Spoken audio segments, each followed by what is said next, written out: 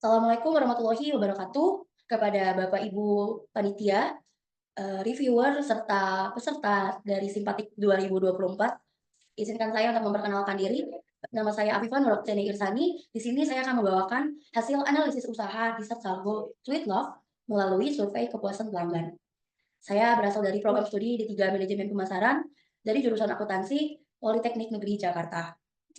Baik, saya akan mulai untuk presentasinya. Latar belakang dari Sweet Love. Perkembangan dari dunia kuliner tidak luput juga perkembangan makanan penutup atau yang biasa disebut dengan dessert. Bahkan makanan penutup yang umrahnya hanya dinikmati setelah makanan utama, kini juga dapat dinikmati sebagai kudapan.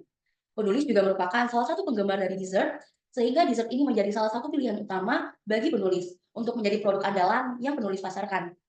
Penulis memberi nama usaha dengan nama brand, yaitu Sweet Love. Sweet Love memiliki dessert bernama Dessert Sago, yang merupakan sebuah hidangan dessert berbasis buah-buahan, terutama dari buah alpukat dan buah mangga. Dessert sago ini tergolong unik karena banyak kreasinya, maka para penjual sago harus memiliki banyak inovasi dalam pembuatannya. Usaha ini telah penulis geluti dari 1 tahun ke belakang. Penulis memiliki beberapa pilihan dari produk, yaitu seperti susu jelly, es gabus, romboloni, truffle, dan beberapa dessert lainnya.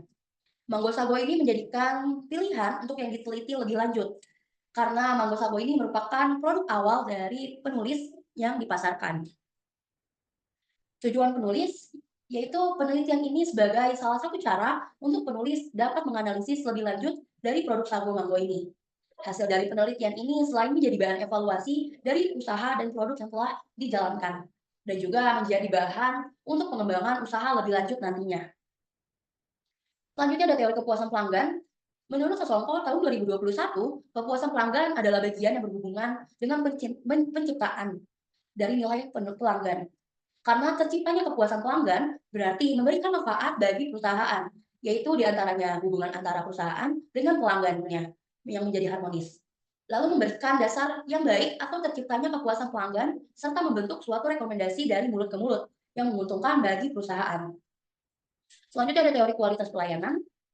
Menurut Tejiptono tahun 2019, kualitas pelayanan adalah upaya pemenuhan kebutuhan dan keinginan pelanggan serta ketepatan penyampaian untuk mengimbangi harapan pelanggan atau konsumen. Lalu menurut Sanggaji dan Sophia tahun 2013, ada beberapa indikator dalam kualitas pelayanan, yaitu yang pertama berkata positif tentang produk, yang kedua merekomendasikan kepada orang lain, yang ketiga setia pada produk perusahaan, dan yang keempat membayar produk dengan harga premium. Selanjutnya teori kualitas pelayanan. Menurut Priyansa dan Wibowo tahun 2017, kualitas pelayanan ini memiliki beberapa prinsip, yaitu A. Sistem dan kebijakan, B. Kepemimpinan, C. Kebijakan dan pelatihan, D. Perencanaan, E. Review, F. Komunikasi, G. Rewards, dan yang terakhir kepuasan pelanggan. Lalu menurut Adi Saputro tahun 2010, ada beberapa cara yang dapat digunakan untuk mengukur kepuasan pelanggan, yaitu antara lain yang pertama memonitor dan menganalisis penyebab dari pelanggan yang tidak lagi membeli pada perusahaan. Lalu B, menemui pelanggan yang berhenti membeli dari kita atau berubah membeli dari brand pesaing. C, membentuk pembeli bayangan untuk berperan sebagai pembeli potensial sehingga produk pesaing dan melaporkan baik kekuatan maupun kelemahan produk kita maupun dari produk pesaing. Lalu metode penulisan. Metode penulisan ini terdiri dari 5, yaitu ada studi literatur, yang kedua ada observasi lapangan, yang ketiga ada convenience sampling, yang keempat metode survei kepuasan pelanggan, dan yang kelima adalah pembahasan deskriptif. Selanjutnya pembahasan dari hasil preferensi responden. Dari komponen yang digunakan pada tugas, yaitu dari 105 responden, totalnya 66% pernah membeli produk ini, sedangkan 29% belum pernah mencobanya. Dari mereka yang pernah membeli ini mayoritas memakan sendiri dengan total 92%, dan sementara 8%-nya itu memberikan kepada orang lain.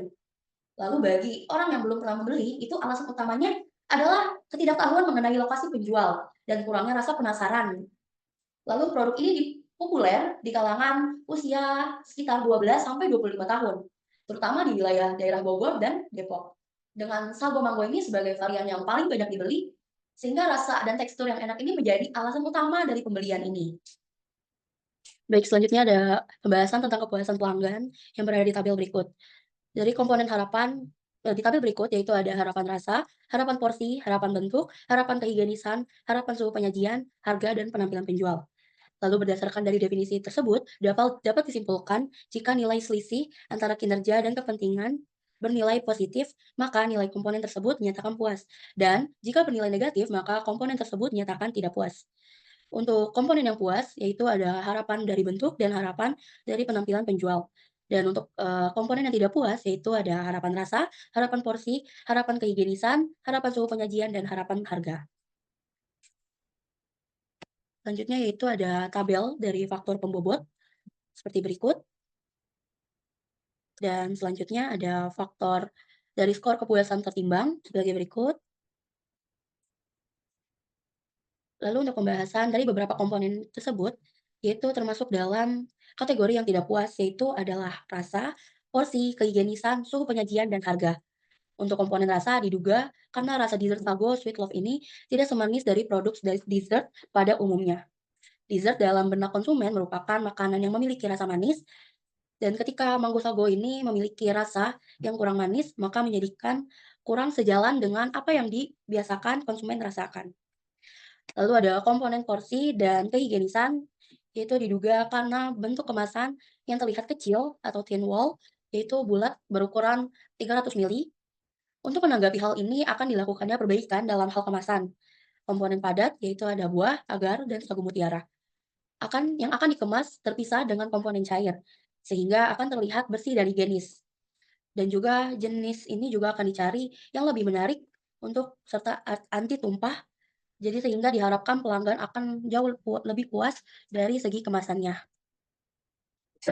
Selanjutnya, untuk suhu penyajian akan dievaluasi dengan penyimpanan yang lebih baik, sehingga produk sampai ke tangan konsumen dalam kondisi dingin dan siap disantap.